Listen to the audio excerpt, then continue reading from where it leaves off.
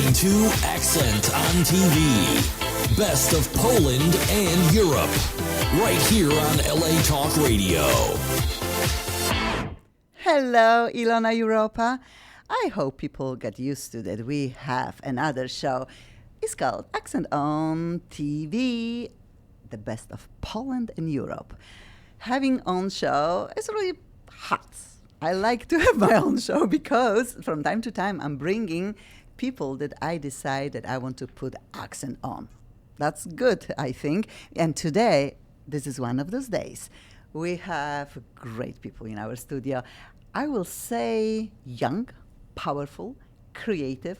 All are graduated from USC. Is this graduated or graduate? Is this English? Graduated. This is accent on the best of Poland and Europe. Then, yes, and we have something that we really want to ask. I call this help, or I call this maybe opportunity for some of people. But for sure, we'll be talking about movie. Horror movie. I'm already scared. 1 hour ago, we had Accent on a radio show from 6 till 7 on Channel 1. And this show is 2.5 years old, I think, and I'm thankful that people are still listening and we get more and more people. But right now, 3 weeks ago, like I said, we had this great opportunity to have our show on a camera. Then everybody who listened to us an hour ago maybe switched to this channel, video channel, and we'll start all over talking about the same topic.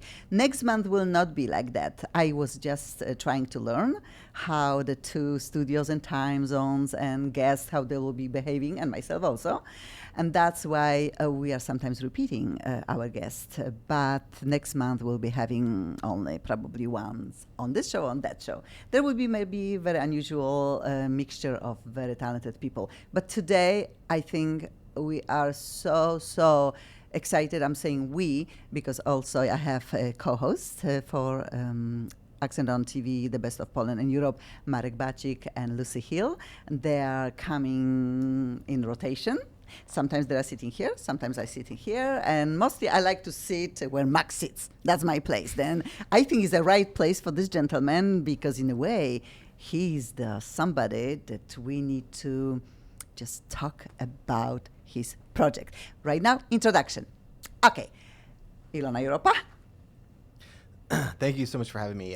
My name is Alex Parslow, graduate USC student who just graduated, as you mentioned, and director, writer, and executive producer of the project that we're going to be talking about today, Occam's Razor. Okay, and now we have Jonathan. Hello, I'm Jonathan Maurer. I'm the producer of the film Occam's Razor. And Jonathan, I think 3 weeks ago I had you, or maybe a little bit more, on my Accent on show. Sometime last month, yeah. I just love to talk to you, thank you. I feel like I know you so much because you also work with Natasha Miraya, who I know very well too. Yes. And we have Natasha Miraya. Hi, yes, I'm Natasha Mariah. I'm a singer-songwriter as well as the associate producer on Occam's Razor. And I like to tell people name of your company because I think it's very unusual. Yeah, I'm also a producer as well, and my company's called Type A Entertainment. And everybody wants to find out Type A Entertainment. I wonder why, and we'll talk about this a little bit. Okay, reason why we are here on the two shows. We really want to help to get some money into project that beautiful three people, smart people, creative people represent. Could you describe us again? Name of the short film that we are hoping after raising only $4,500 more on Kickstarters that you will be having a right to produce full movie, yes? This is Alex, that's how this works? Yeah, that's exactly what we're doing. So we're making a short film called Occam's Razor, an atmospheric horror film that is also a proof of concept for a feature film that me and my writing partner, Andrei Kovalos, are writing a feature version of. And so what we're going to do is make a short version first to show and kind of send out to the industry to show like what this film is all about, what we plan to do, and to show that we can do it as a team. And basically, as I said before, it's an atmospheric horror film that's kind of in the vein of other films like Bram Stoker's Dracula or maybe even The Exorcist. It is a period film. It takes place in the 1850s in the United States. It's about a post-mortem photographer. I cannot smile, that's scary.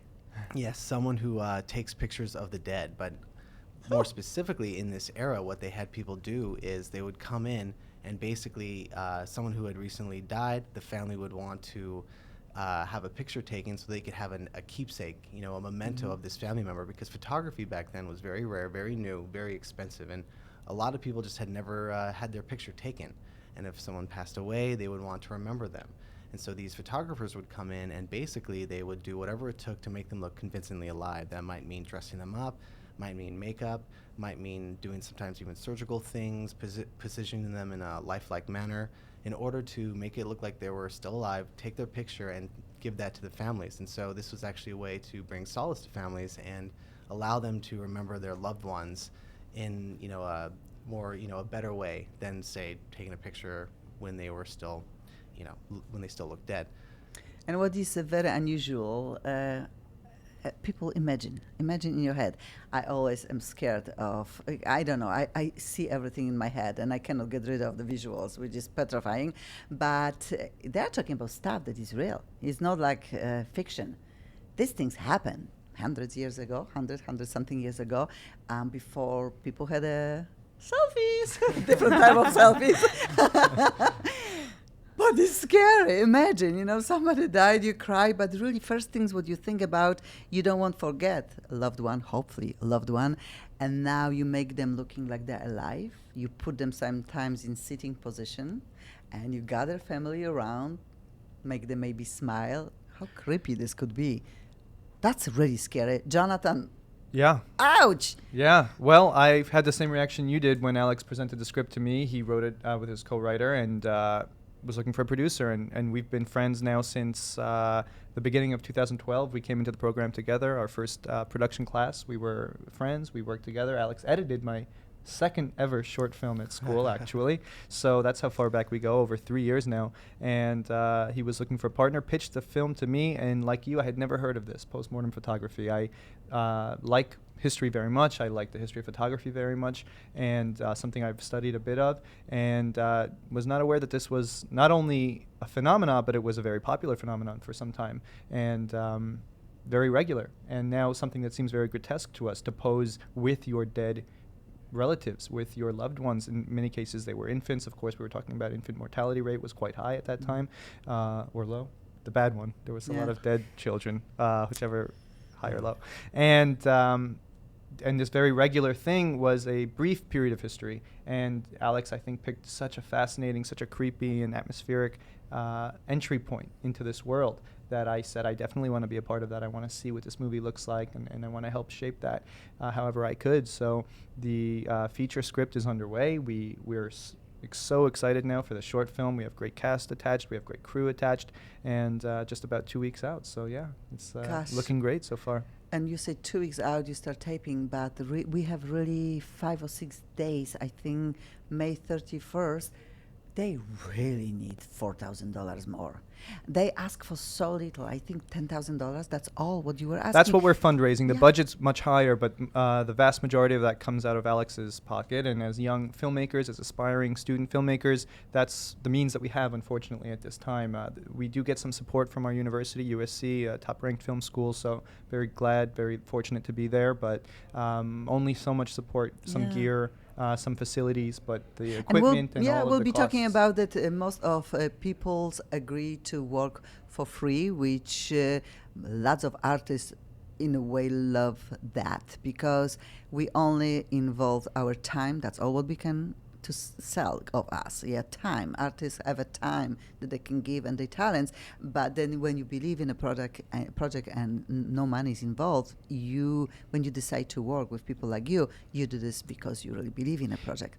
Absolutely. And you have so many people helping right now. Obviously, Natasha also is one of them, but outside of that, you have actors, big actors that are attached to this movie, and they will probably in the beginning working for free. Yeah, no, that we have 3 wonderful actors that are of all, that very generously donated their time because they believe in this project. Christopher Backus is an actor who's appeared in a number of TV shows, including like Sons of Anarchy and Workaholics, The OC. Nicholas Sparks' Deliverance Creek is the lead character. He's Byron Cromwell, the postmortem photographer. In addition, we have Beth Grant, who's been in many, many movies that are big Hollywood movies like Little Miss Sunshine, Rain Man, No Country for Old Men, The Artist.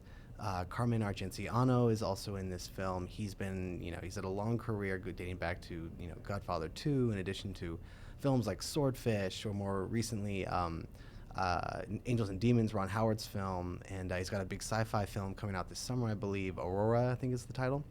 And these are, big professional, actors who are very generously donating their time to a short film, because everyone kind of believes in this subject matter. They believe that this is a, an interesting topic, subject to explore, of course, not just for the short film, but hopefully for a feature film. And that's what we're trying to do is, we're making a proof of concept for a feature-length film. And so we're going to make a short film, professional quality short film, in addition to writing a feature-length screenplay, so that we can go out to the industry at the same time with both of them, and not just say, hey, here's a screenplay, but here's a project. Yeah. And I know that you can give us a little bit more of story, because the story develops and is darker and darker and has a twist and really has some very, of course, sad parts, and involves little children, innocent children. And this is no fiction. They're talking really, really something that could happen, or maybe happened for sure, for real. And the gentleman who is the photographer, he is the one who discovers the truth. Yes. Well, It's like detective, we can call him. Yeah, I mean, when we were researching the subject matter, we read a lot about these photographers, and oftentimes, there's several true accounts about photographers who kind of experience kind of supernatural happenings. They deal with the dead, and that was kind of in the inspiration behind the idea. We thought this was a great starting point for a horror film, a very scary film. And so in this story, a post-mortem photographer is called into this small community where a number of children have mysteriously died, and they don't know how. But the official reasoning behind their deaths is very fantastical. It's something very wicked and evil is behind their deaths. And he's a man of logic, and that's where Occam's Razor, the title, kind of comes in, because he believes that there's something probably simpler. There's something hidden behind their deaths, something that people aren't seeing, a hidden truth. And he goes to investigate, and he slowly realizes that it seems as though the spirits of these children have kind of almost reawakened. They seem to be almost communicating to him, kind of. They ask for the truth. They ask to be revealed. Trying to what's lead happened. him, trying to lead him to the truth of what really happened to them. It's really petrifying. I don't lie. I got goosebumps. If something is there, when you say word child, anyway, or children right now, and some dark church, unusual situation with death, with pictures, it's a really scary story. We need to find out the end of the story. And it comes from a great tradition as well of Gothic horror. Alex's protagonist is a man, as he said, the title alludes to a philosophical concept that refers to a rational perspective, a rational viewpoint, trying to eliminate superstitions and get to the path of truth that has the least assumptions to it. This is a man of rationality in the 19th century who's pitted against superstition, against religious beliefs, very, very orthodox beliefs that don't agree with his viewpoint. So these two worlds pit and clash against each other in the way that a Van Helsing character would in a great tradition of horror and Gothic horror. And I was sucked in immediately when he pitched it to me, and the script is so alive and so atmospheric, and there's so much to explore in the feature. So for now, it's the short, and it's just executing this great script that we have, but the vision for the future is excellent as well. And again, we are here for a reason. Not often we are asking for anything except please listen to us or watch us right now. I think if anybody listens and has some money that can devote to this project, and we are talking $10, $100, $4,000, whatever people have, I know they will be appreciating, because we'll make their life so much easier. And as a sign of our great gratitude to all of our many donors that we already have, and hopefully the ones to come, we have great rewards, we have great giveaways, kickbacks, and thank yous to all of our donors on our Kickstarter page. You can get props from the film that were made by our professionals. You can get artwork signed by the cast and crew. You can get free downloads of the film when it's complete. So it's not just a giveaway, but also perhaps an investment in something, or just entertainment, because the film will be yours if you choose to donate. So that's something. And I don't know if everybody knows what is Kickstarter about. It's so scary because they are so close, more than halfway to get the $10,000. If they don't raise the money goes away. That's so sad, so horror sad almost. That's a horror film. That's That's a another horror horror film. story, Yeah. so close but so far. Natasha Miraya. I know that you are a singer-songwriter. Yes, I am. Today we cannot play your song. We played hour ago. That would be really weird to listen to her singing and I'll be like, huh, cool, you know. One day maybe we'll be singing live here. That would be fun. We can do that. And hopefully maybe in the future we can, you know, singers can sing live. We have a lot of instrumentalists coming here and just will be playing. But I don't understand what's happened to you from the dream of becoming singer-songwriter slash music business graduate person 10 days ago. You just switched into movie production? Yeah, I've always loved the music industry. My major is music business at USC, and I was working on a music video for myself and ended up assuming the producer role, not necessarily because I was wanting to, but by chance, and absolutely fell in love with it. And I found the collaborative effort of working on a film project so inspiring. It's something that you don't really find in the music business as much. In film, every person has to be on their game doing what they're best at the same time, or otherwise you don't have a product or a project. And so that really inspired me to want to get involved, and I started working on more films, and I met Jonathan, and we developed a strong relationship and worked on a couple projects together, and that's how I came to be involved with Occam's Razor, and now friends with Yeah, Alex. you know, I remember because everybody just sits in a movie, just, oh, cool movie, yeah, scary or not scary, love story, whatever. And then you have this magic in front of you, and none of us, even myself, knows how much work and allocations, placements, and characters, clothing. We know, really, we really know, but we really don't know how hard is this. And I know that finding a right location for this scary horror movie wasn't the easiest way. I know you are contacting sometimes many places. Some of them are very expensive. Some of them just don't want to allow people come and film. Some of them are more open, but still takes time, the documents, the paperwork. Yeah, How of do you do course. that? And who taught you how to do this? Not me, not you, not you. Seems like everybody maybe could do something, but certain people have this talent for that. That type A, whatever you think you have. There's a lot of details involved, which is how I came across the name Type A Entertainment for my company. But getting the locations is something we've all been involved with, and because of the nature of this film, because of the storyline, and we want to stay true to the history and the time period, there's a lot of details, of course, that we want to get right so it looks as good as it reads when you read the script. So to stay true to that involves a lot of details with the settings and making sure that it doesn't read like it's in 2015. We want it to be in the 1800s. So finding genuine places like that are hard in Los Angeles, and when you're on a tight budget where you have a lot of other details that need to be taken care of, it's a team effort, but we're there. But again, I remember you showing me some pictures of what you thought would be the right place, but very, very expensive. Later you found out, and Yeah. it's like, oh my gosh, I cannot do it, but it's perfect, I cannot do it. And like always in life, It's a it roller takes coaster. one place that understands and feels for the people who are working so hard to get the point across. Obvious, I know that your page probably is a right page, gentle page. You are very gentle soul in a way. I'm surprised how nicely you can go through people's minds and just let them listen to you. And I don't know. I like that. I like your involvement. I like that you found yourself with this wonderful creative Yeah, people. it's a great team. And I think 10 days from now you'll be starting videotaping Yeah. or producing a movie. How does this work? Okay, we are raising About money, 2 but weeks. you Looking like our dates are not locked in yet, but looking like June 8th is a possible start date for us. Okay. 2 weeks, however you shake it. In 2 weeks, the cameras will be rolling, and Okay. there will be a movie underway. and 8 days, and this is like, okay, today. You are sure, or you are still thinking this will change? Do you know location? What this will be the first? Yes, start, boom, cut, do it.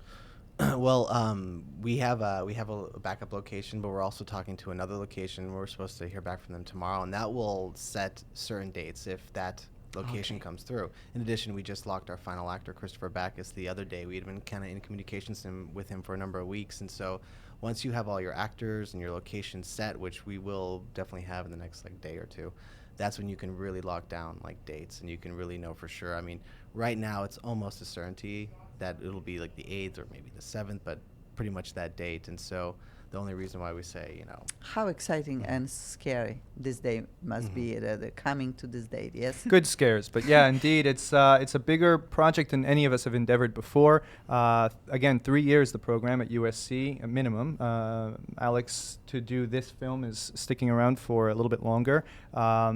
So they really give you a comprehensive breakdown of how films are made, and you learn it on the small end, and then you graduate all the way up to what we're doing now, which is still only in the 10 to 15 minute range with the film we forecast to be. And how many days do you think you need to just film 10 minutes shorts? How long you think will take you? Right now we're looking at a 6 day, 6 days of principal photography. But there's always the chance that we might squeeze in, you know, additional half day or maybe even another day of like pickups and inserts, shots and cutaways and other things like that. And then post-production, and after there will be months, 2 months, 3 months, indeed. Yeah. Oh my gosh. Okay. Everybody heard something that this is a journey to everything in life. The creative journey is very unusual, and because has so many downs and ups and downs, okay? And from idea to results, mostly if this is in a music, filmmaking, or art or something, and the success sometimes is so far in reach. This is English, in reach?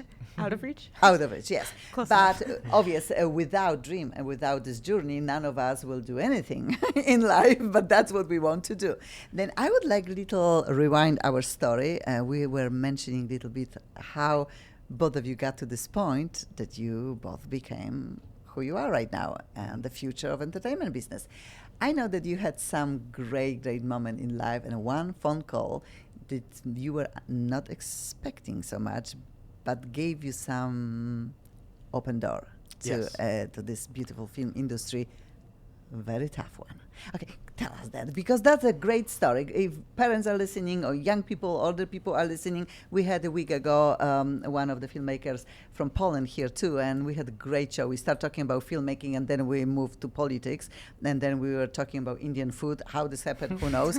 But the fact is that Andrzej Kozłowski also was trying to get money for the 7-year-old movie that he almost finished right now. And the last part, he needed to travel to Europe and get music recorded in Europe, also for free, but really he needed money, and he got the money. Then I'm hoping, for whatever reason, we are doing perfect service for the talented youth, and then we'll not make maybe so miserable for them to wait 7 years like Andrzej waited for the project that movies 120 minutes long and no word in this movie. How unusual is that? But again, that's his dream, he believes, and he has amazing artists and actors, American actors also involved with this project. Then I know this will happen. We know, we need to believe, but yeah, the one phone call away from the dream, from the story, from the script. How does this happen? Tell us. Well, basically, I met my current writing partner, Andrzej Kovalovs, about 7 years ago in a writing program at CSUN.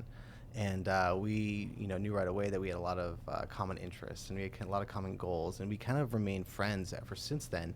Not just good friends, but also like kind of writing buddies. We would always work on our material, and we'd exchange it and give each other feedback and kind of just advice and try to help each other out any way we could. And a little over a year ago, Andrzej kind of sat me down and suggested, hey, why don't we try to write something together? We've never tried collaborating. Let's give that a shot.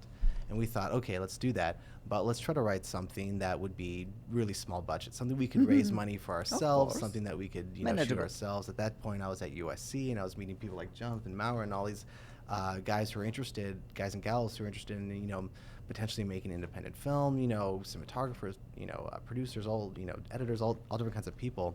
And so we thought, let's try that. So we sat down, we brainstormed for a few days, and we kind of accidentally stumbled upon an idea about an interdimensional traveler and this kind of big space opera, epic with all different kinds of worlds and landscapes, and it was by no means a micro-budget film. It was definitely something that would cost, in the hundreds of millions potentially. But we loved the idea so much, we said, screw it, we'll write that micro-budget film later. Let's write this idea that we really love, that we have, all this energy and passion for. And so that took us like about 8 months or so. And after we got it to the point where we really thought it was ready, we put together a list of everyone we knew, which really wasn't that many people, you know, because it's so hard to get read. If you're not represented and you don't have that many connections, you've got to do whatever you can to get your work out there. And we decided to basically, we went on IMDb Pro and we kind of looked at, you know, any assistant, any executive or producer who had like an email on there who had made a film kind of in a similar vein. We composed, you know, 250 some emails specifically to all these different industry people. And we explained what the project is, and we tried to make the best case and as concise as possible why they should read our screenplay. And you know, somewhere between 8 and 10 or so people got back to us, which doesn't sound like a huge number, but really some of these people very strong. were very big. Yeah, some of these people were actually pretty big agents. And one of these people who responded was Lee Stobie, who's our current manager. He read it, he loved it, he like called us immediately and he said, "Can I meet you tonight?" And we pretty much signed with him a few days later, and he shortly afterwards he sent our screenplay all over Hollywood, and we had 40 plus meetings with executives and producers at big companies, Imagine, Legendary, Tony Scott's company, Scott Free, and we kind of, they call it the couch and water bottle tour, because we'd sit on the couch, we'd get a water bottle, we'd go meet them, and they would say, "Oh, you know, we love this screenplay." You know, do you have out? Yeah, and then they say, you know, we're not going to make a $200 million film right now.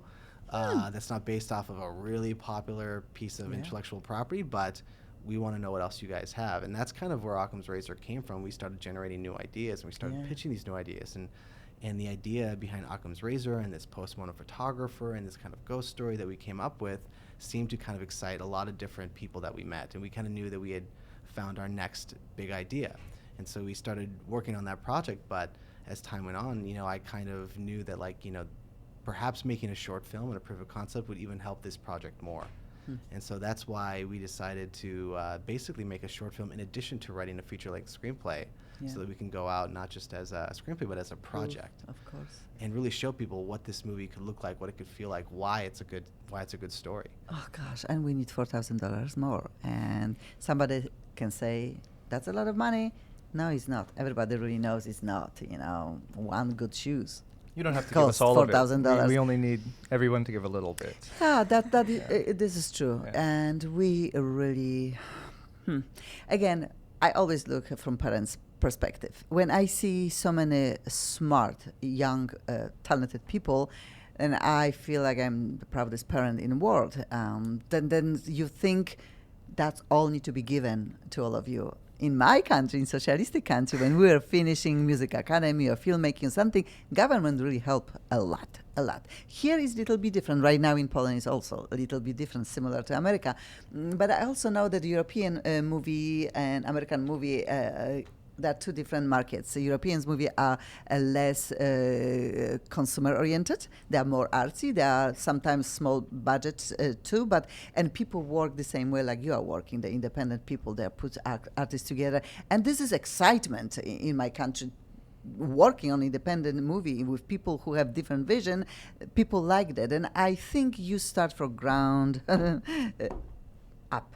Okay. And yeah, in many cases you have no choice, really. Alex has an ending to that story that we didn't get to, which is that the success of that initial screenplay, which brought him into that meeting that got him representation, was a fantastically successful screenplay, rather, in the sense that it got him on 2 inside industry lists that recognized it as one of the best unproduced spec scripts in all of Hollywood, and yet there's no sale based on that because of the exposure of that script. It's extremely expensive to produce something like that, a lot of risk involved. Alex and I also each were co-writers on feature films that James Franco produced at USC. He has taught there and produced films with his own production company, and we were each selected to write for those. And in spite of some of these successes that Alex especially and I and some of our colleagues have had, there's no direct route into the film industry, and there's no way to go to somebody with a resume and say, "Hey, hire me," and now. Yeah. So it's very much a show me industry. And how can you show without money? We are not talking about that's kind little of the tiny catch-22 production. that we have a little bit. It's what's exciting about film, and it's what is very exciting to me about Hollywood. I love that it's an open arms community. You can come from anywhere in the world, and everyone's on an even plane. And yet, there is a bit of a catch-22, and how do you get there without that initial piece? And that is the struggle for many of us, and that's the big endeavor that we have right now. So very, very hopeful, very excited. We know we have the right project, we know we have the right people attached, and it's about giving them the means to do their work. And really letting them, in addition to all the free help that we've talked about, which we would not live without it, really. We have restaurants in LA giving us free food, free catering. Every single little bit helps us. We also like to hire when we have to hire, because not everything can be free, of course. We hire USC grads, recent grads, our own friends, our own colleagues who are transitioning now into freelancing, into the industry. So it's very much a kind of scratch each other's back community, and that's what really makes us all strong. But how do you deal with costumes? Do you have people? We have an excellent costume designer, Kate Fry, who's been working in the industry, and I believe she graduated from Cal Arts a few years back, and she's absolutely superb, and I've been working with her a lot actually over the last couple months, and the costumes are incredibly important, obviously, to sell the period, but they're also very important because there's a number of very distinct characters. And as you know, I could go into more depth, but I don't want to give away the twist. But there are ghosts in this story on some level, and these ghosts have have a very specific look, and it's very intricate and complicated. See-through clothes. You'll have to download the film, which can be yours. And that's the great thing is, if you check out our Kickstarter, we're Occam's Razor on Kickstarter. We have a Facebook page as well. Either one of those pages, you can check out our kind of like video that we've made that helps kind of talk about the subject and why it's so fascinating and why it's something that's kind of been forgotten, this incredible kind of dark oddity, and at the same time it's probably fascinating to a lot of people that would be interested in knowing, like, oh wow, this occupation actually existed, people actually did this. And so you can go to the Kickstarter or the Facebook page, check out the video, which kind of talks about it in more detail and kind of gives you a vibe and a tone of what we're going for, what this project is all about. And so you're talking about costumes, and it's not just the costumes, it's the whole production design, it's the locations, it's all the props. All these things are not there just to capture period, but to capture an atmosphere, a Gothic Victorian. We know that when you sit in a movie chair, one thing that you really are longing for is the atmosphere that sucks you in, and you know right away where you are and why it's creepy. Because in your situation, probably the first look will be like, oh, I already feel something bad is happening or something very unusual. Natasha. Yes. Okay. I know all of you are from USC. All of you know each other. But you start working with... on which project? Again, could you tell us when it comes to Jonathan? I guess it was about a year ago or so. A little less. Jonathan posted about a project he was working on called How to Breathe Underwater. And I saw the post. I hadn't met him before, and I instantly reached out. The wonders of Facebook connects everybody together. That's actually how I got involved with this project as well.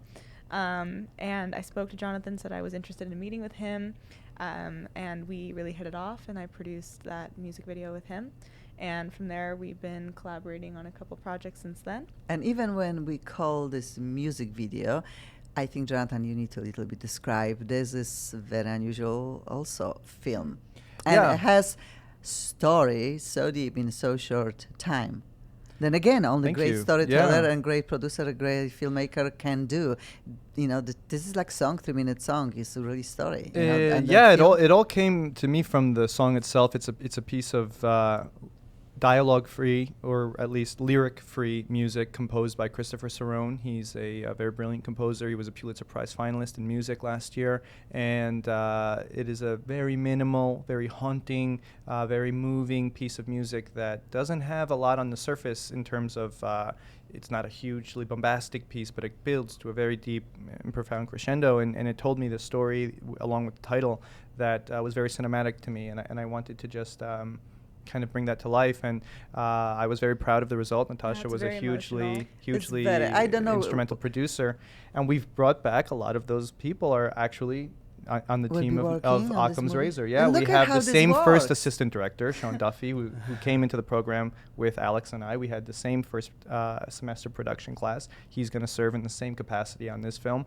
And the cinematographer, who is the most gifted and brilliant and beautiful person, Guanxi, also our first semester production class comrade, all the way from China. She came and moved to LA, and first book of photography published when she was still in her teens, and fantastically talented cinematographer, wizard with the camera. She's shooting the film for us. So this is very much a team effort, a friendship-based team, something that we're so thrilled to bring to life after knowing each other for all these years in the program now. We've all moved to arrive at this point. The thesis film, the graduate, last thing that we do at the university. So, And again, I'm talking about collaboration, and the world is not so bad when you think this way. Everybody thinks that the entertainment business is just mean and not so nice, but look at what's going on. Maybe when We're they a will be family. 60s, Yes, 70s, indeed. they will hate each other. Please don't. But fact is, they all are starting very innocent. I did something right. Yes. Okay. And yeah, through the hard work and friendships and just knowing each other in the schools, mostly in the schools, we have maybe something very, very important in our hands today. Because if not for our help, maybe the big movie, the full version of movie will never happen. No, we are not negative here. I know will. And I know a few weeks maybe from now we'll know that already the 10 days are taped. But then a few months from now, hopefully we'll get some great news and just we'll share that, yes, movies in the making, they have everything going on, almost everything.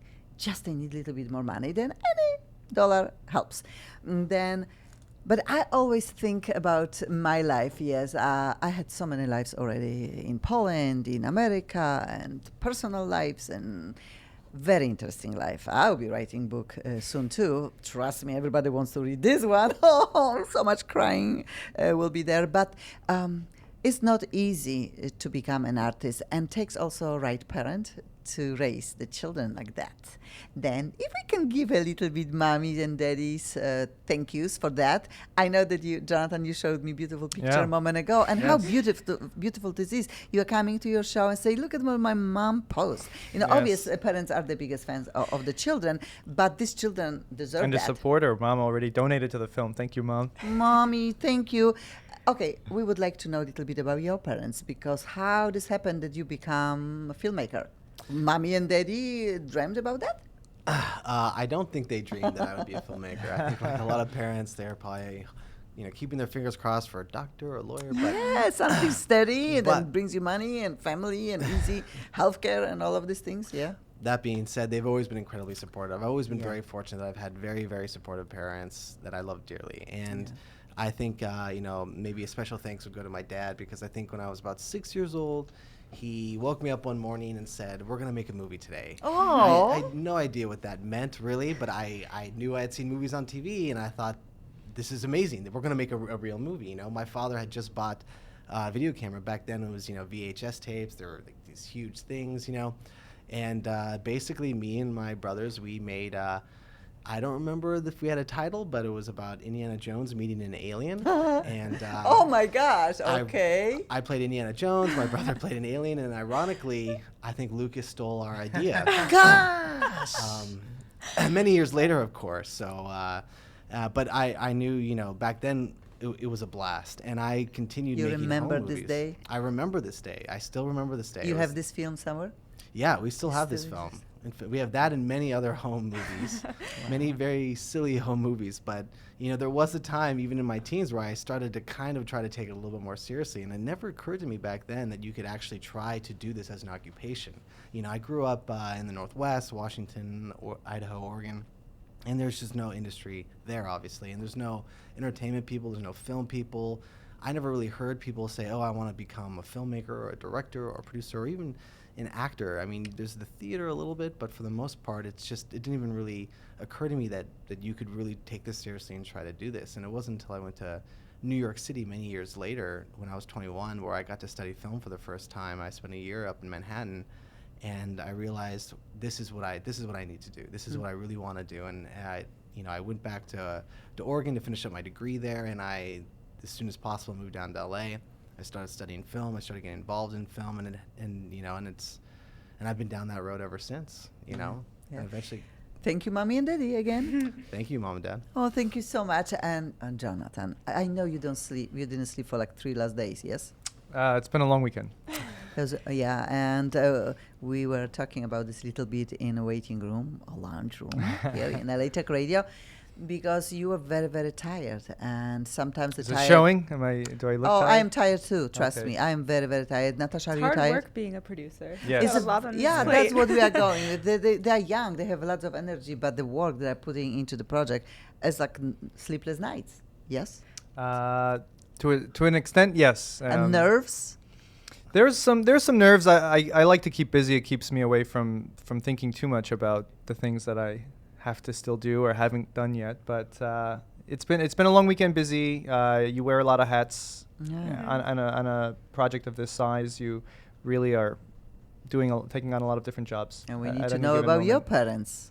Sure. Well, like Alex, my dad really, I think, instilled the passion in film to me at a very young age, and I have a similar story in a way. When I was 7 years old, I had just turned 7 years old, my dad wanted to see Terminator 2 in the theaters. It had just come out, and he took the whole family to it. My mom was not a fan of that idea, of course, to show that to a child of that age, and yet, despite her have- protests, I don't know. I'm so sorry. We have phone call live. Do we maybe pick it's up? her. Let's see.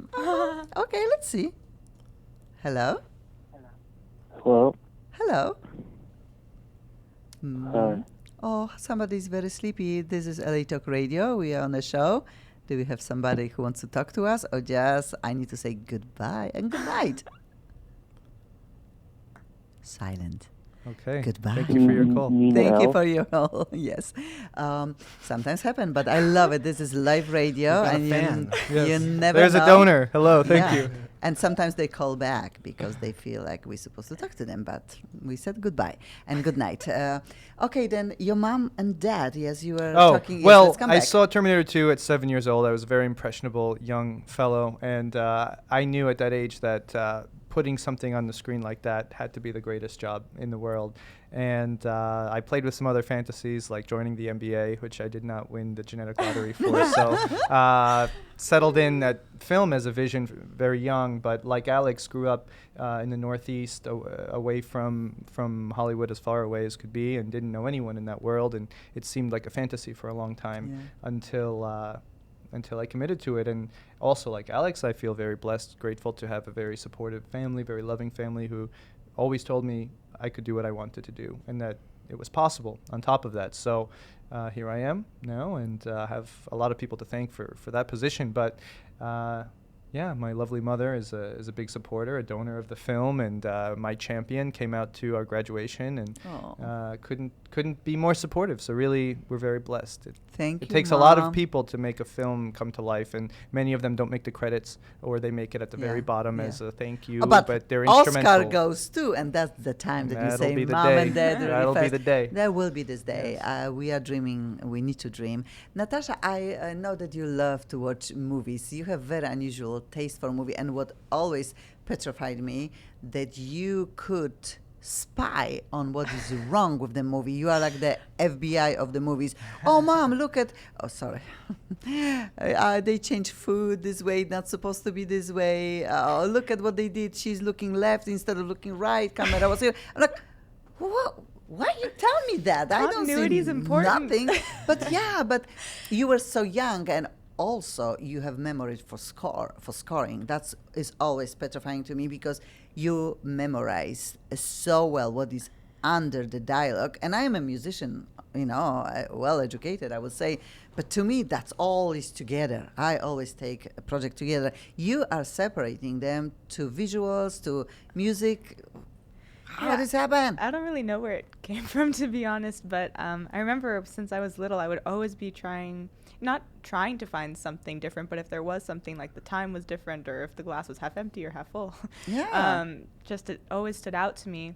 And I guess that's always been in the back of my mind, or part of when I was watching film and TV. And then, I've been involved in the music business and never really considered film. If you asked me 2 years ago if I would be involved with this project sitting here today, I don't think I ever would have thought that this would be the path that I was taking. But it just seems to fit so naturally now. And I guess it was always a part of me, but it took falling into the right place at the right time to notice that this was something I was passionate about and wanted to pursue. So. Yeah, it's a very unusual journey, and always surprised me when you stop something when I not expecting. I'm like, look at. I'm like, what? What? Oh, look at that! I'm like, amazing that people have this talent. Just see what's supposed to be, and the turning face this way, not this way. When I'm like, oh, people do that. No, they don't. Yeah, really. two broke girls. We were on to you. Yeah, yes, two broke girls.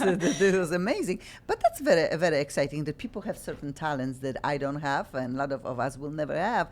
But that's what is so cool. That's why we are looking at the future of entertainment and filmmaking business, because these three, they probably will do something big. And we have a chance today to help them. We need $4,500. I think I start from 4. Now it's 4.5. I am not sure because Just make it 5. Let's make round to the 5. We really need that. If not, money that they raised already will go away in 5 days, I think. And in all seriousness, every single dollar counts, and we are very optimistic of making our goal. And it goes to so many things: to feeding the cast and crew, many of them volunteers, to paying a lot of film students who had just graduated, who are working for below industry wages just to make a little bit to try and make rent or to pay their student loan bills, which can be astronomical. Really, we do believe in supporting ourselves, each other, and it's a community that it takes to make a film like this of this stature. There are not a lot of commercial viable really options for a film like this, for a short film, and so it's a labor of love. It's a passion piece, and if you don't make it with that intention, it'll never get made. So we really do call on the support of people and come with open arms and open hands and very gratefully ask and humbly ask that anyone who believes in supporting the arts and supporting independent film. A lot of people say, how come all these movies in Hollywood are the same, or how come they always make sequels or remakes? And the answer can be very simple. It's because there's not a lot of new voices, and there's not a lot of support for new voices. So here we are, young people with some new ideas, and would love to make those movies for everybody out there. So gosh, you are every so little bit eloquent. counts. I just love it. You speak so beautifully, you too, thank of you. course. But I had Jonathan in previous show, and you were talking about your great pizza movie. Could you explain us? No, I this was? is like Forgot it. you forgot already Yeah. because you have some, and we are talking very serious stuff right now. But life is about different things sometimes. Yeah, I we like to don't- play with comedy. Comedy can be great. Yeah. Horror is great. Comedy is great. It's the That many sides of too life. Yeah. Scary, completely scary, two different sides of probably you too, Yeah. that you could really Sure, laugh easily sure. and make something so cute. And again, everybody can go to LA Talk Radio to Accent On and scroll down. Accent On Radio. That is on a Mondays from 6 till 7. Scroll down and check for our interview. It's just completely different Jonathan. We have very serious Sure. two guys right now. They are very serious. They really have 5 more days to raise money for something that hopefully will open up their future. They will make it in this world anyway. We know it. But why need to be so hard? Why need to be so hard? And okay, I'm like, hey, somebody coming to the studio with money, that would be cool. Oh. But you are right. Why need to be so hard? Some people are worth it to be helped. And I have many situations like that in life, that if not for my friends, if not for certain teachers when I was very young, I wouldn't be who I am right now. Then we all need to ask for help. It's nothing wrong with that. Then everybody goes again. Title of the movie? Occam's Razor, OCCAM''S, Razor. And we are going for Kickstarter. Yes? Yeah, check out our Kickstarter online. Check out our Facebook. You can check out the very cool video that shows, more about the film. There's a lot of great rewards, and one of the rewards is, a special thanks credit on the film. So you could be a part of the team. You could be in the credits, and you can get an IMDb credit, and we would love your support. Any little bit helps. And maybe we'll repeat all of you names, because we have 1 more minute before we need to say bye-bye. And I know I'll be seeing you soon, because obviously we want to know that things are happening perfectly for all of you and all of us. My heart is beating for all of you for this project. Again, your name? Alex Parslow. My name is Jonathan Maurer. Please find me on Facebook, Jonathan Maurer Film, Maurer, and you can find the film Occam's Razor on Facebook as well. And I'm Natasha Mariah, and you can learn more about me on type8entertainment.com. everybody can go to our Accent On video channel, The Best of Poland and Europe. And just check all these links. We are on both Accents On. Thank you for having us. Yeah, Hi, thank you, Ma. of course. And Thank thank you. you, Accent On. Especially thanks for LA Talk Radio for just giving us this opportunity to not only being heard, but now being seen. How cool this could be. Then maybe till next Monday with a really amazing actor, Polish actor, and probably one of the very mystic gentlemen. I'll be talking about this a little bit later. Thank you so much, and goodbye.